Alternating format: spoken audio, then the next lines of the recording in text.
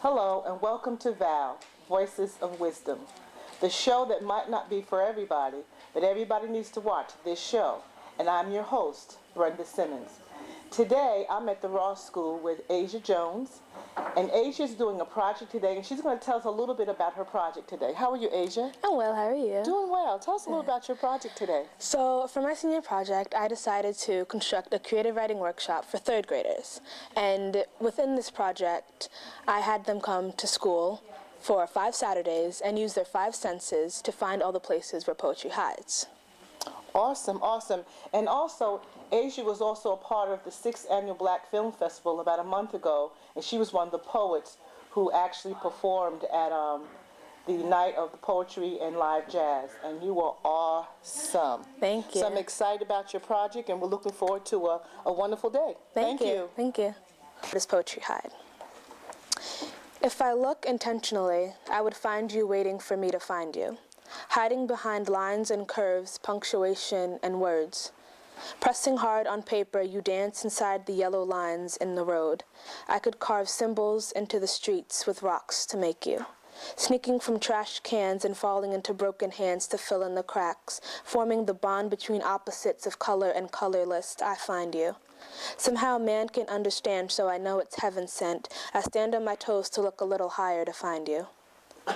Above the bridges and over the galaxies, I found you waiting patiently, calling my name in silent bursts and snapping fingers from the inside, from where it hurts. If I look intentionally on the inside, hopefully, I will find you. In somewhere inside, neatly placed in chaos, I've found you in the shadows, shining from the Sunday morning breakfast next to the kids who can't help but speak of you. Highly, I might say, I found you inside every holiday between the braces and aged childhood. I see you written in the wrinkles, told story of maturity. I find you in the trash can. Shining like treasure, I treasure your shine, so I write to make cheeks glow. So if I'm looking for you, I know I'll find you. But I always know that's never the case, because when I need you, I always have you. Poetry.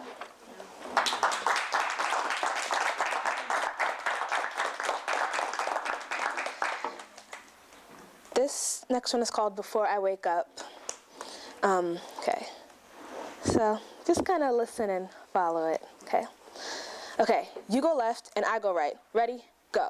Smashed into the membrane, I hear my thoughts clashed. Okay, everyone go. 3 seconds. Okay, memory, let's go right. A squared plus x, y, b. Okay, sense, let's go. Colors stay back, thoughts make it work. Feelings of passion and reason merging together in the back of my mind while want and need are drilling holes, burning torches in the depths of my brain. There is no cure for this, no Tylenol, Advil. My head is a big apple, and every time I deduct or add information, I'm just biting down to the never-ending core.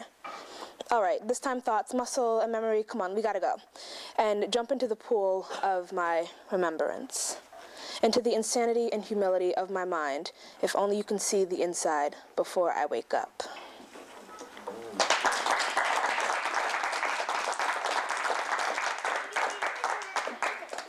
This next one is called Favorite Animal. I don't have a favorite animal. I don't have a favorite living organism. Since we were all made in the image of him, I don't have a favorite being.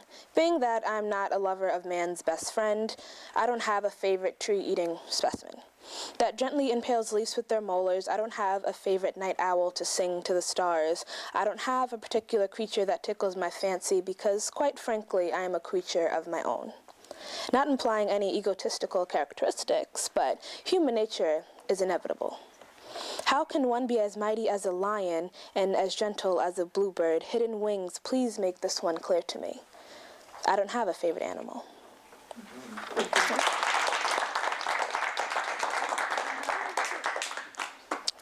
And this last one is called Fold Blind. I think some of the kids read a poem where they were blindfolded, so I wanted them to eliminate one of their primary senses of sight. So I put blindfolds on them. And They went crazy. It was fun. Okay. There is nowhere to stop. My fingertips mark the beginning of a story that holds deep in the lines of my fingerprints. I see with my hands.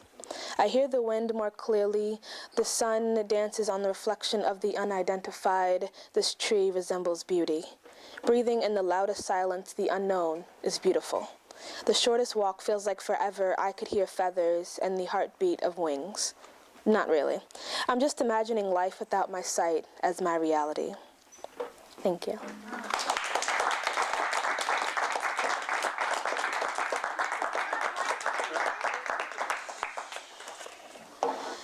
And then this last one is smell. I wrote down different smells, and well, actually, my friends gave me different things to smell, or just different objects that were in a room. And it's not really a real poem, it's more like a train of thought, somewhat. So, a new book smells like newborn wonder. An old book smells like wrinkles. Cotton candy. Sugar blossom, tickle my nose with the thought of your taste. Pillow scented with thoughts of an unfinished fantasy, can the blanket just hold me?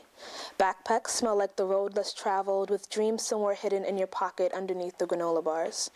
Your shirt smells like ketchup. The 4th of July was memorable. Apples smell like family around the table and woven hands. I will never forget you.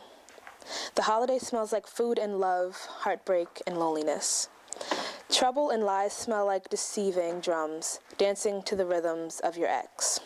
Happiness smells like clarity when I inhale. I've been waiting to forever for exhale. Thank you.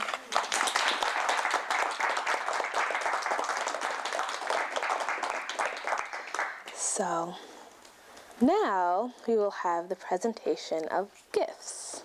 So Ria, would you like to help me with this one? Okay. Yeah. In the frames.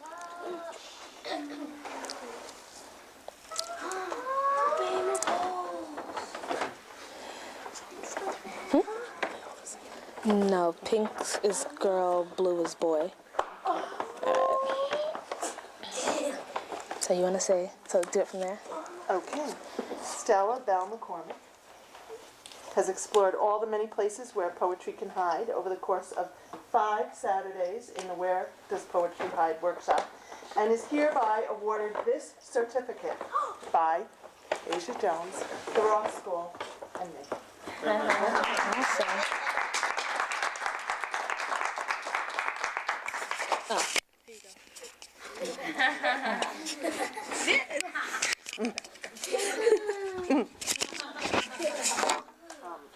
Mary Aline McCann has explored all the many places where poetry can hide over the course of 5 Saturdays in the Where Does Poetry Hide workshop, and is hereby awarded this certificate by Ajiah Jones, the Ross School, and me.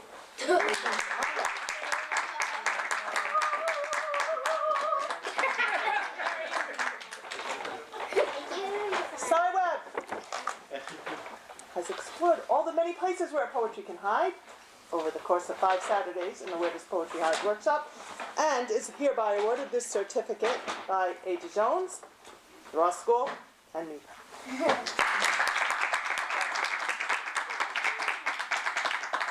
Jeremy Webb has explored all the many places where poetry can hide over the course of 5 Saturdays in the Where Does Poetry Hide workshop, and is hereby awarded this certificate by Ajiah Jones, the Ross School, and me.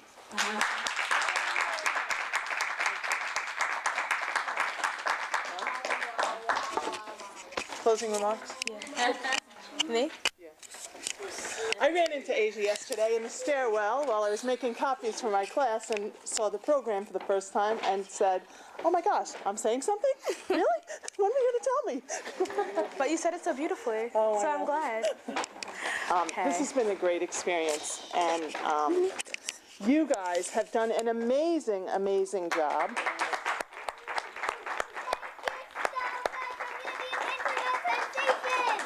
That's true. I have no doubt of that, and thank you for allowing me to be part of this. It's really been great. You're awesome.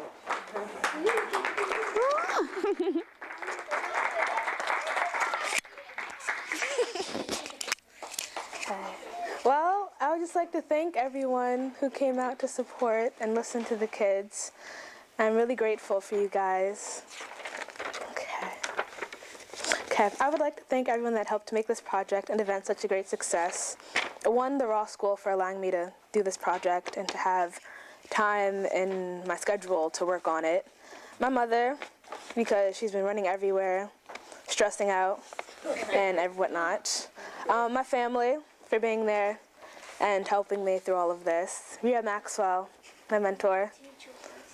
Dale Scott, who keeps me on top of everything, sends me about 1 million emails for deadlines.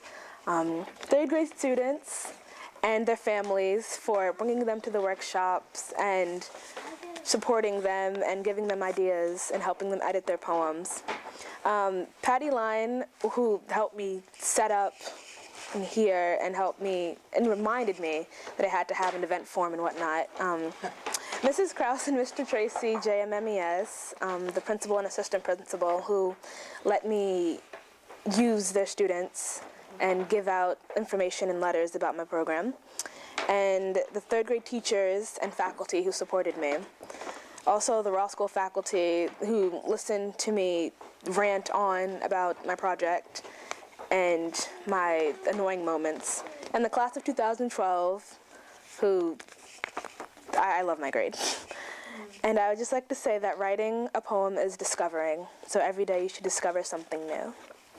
Thank you, guys.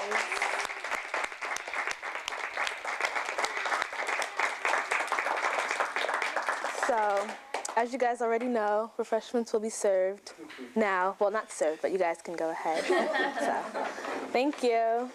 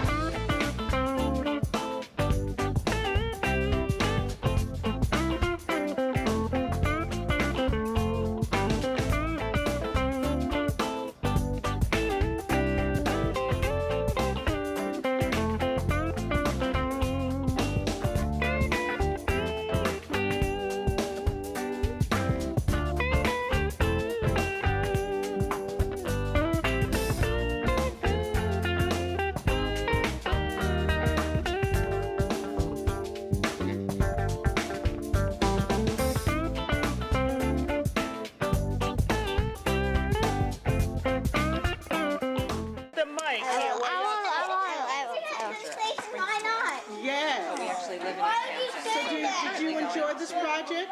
Yes. What is your name? Mary. And what is your name in the middle? Carter. And your name? Stella. So you guys enjoyed this project, huh? Yeah. Well, I wasn't in it. Oh, you weren't in it? She's just a very, very good friend. Well, you're going to be on YouTube, very best friend. So tell me about the special part when she blindfolded you. I guess that was really fun, right? Yeah, well, she blindfolded us and we ran around. And I wrote, I can only see the sun. It's like I'm dead because I can only see the sun because I could, like the blindfold, the sun was so like bright, I could see it through the blindfold. And I couldn't see anything else. Were you afraid? Were you scared? No. No, that's cool. I actually liked it. So that's what you wrote a poem about the sun, right? Yeah. Okay, what about you? I usually act stupid, so I really run around in circles, and I felt Asia, and I said, is this a tree? And then I felt this moss stuff, and it was like hard, and I was like, and then it was like lime green, and I also saw this pine needles, and I pulled it off the tree, and I named it Pine Needles. And then I smelled it, and I said it smelled like Asia, but it really smelled like surgery. Wow. And I gotta get you, what is your name in the middle? Carter. What is it? Carter. I bet you do a little poetry too sometime, yes? In school. You do? Could you remember any one poetry you've done? Not Not that much. Huh? Not that much. I can't remember that much. Read it, right? I do